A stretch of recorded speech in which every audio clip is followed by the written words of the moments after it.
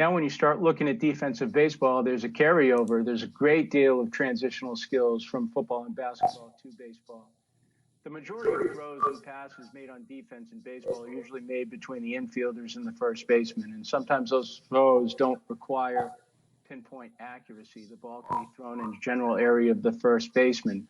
But when we start looking at ancillary throws where the ball has to be thrown in tighter windows with different rhythms and speeds and varying heights and loft and soft and firm and direct, like a football quarterback, and done with body control, tempo, and short strokes, then you start looking at these plays. And whether it's feeds to the plate, the pitcher covering first base, feeds from the catcher to the middle infielder at second base on steal plays, feeds from the outfielders coming back into the infielder, feeds on pickoffs and double play feeds. Then you start looking at the boxes and windows and the areas where we have to deliver that ball in order for some success to happen to get the out. I saw this graphic years ago. I don't know who to give credit to, but I want to thank you in advance.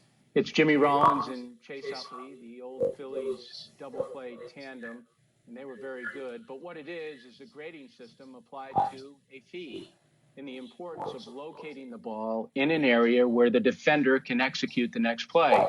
The quicker the play, the more accurate the feed has to be in order for the pivot man, in this case, to exchange the ball and get the out. We can tell our infielders to feed the pivot man on his glove-hand side.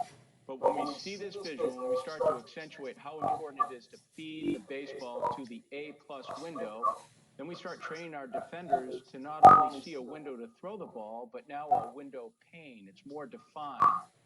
And we are talking about space and time in baseball. So if we become more accurate with our feeds, the chances of getting the next out exponentially improve.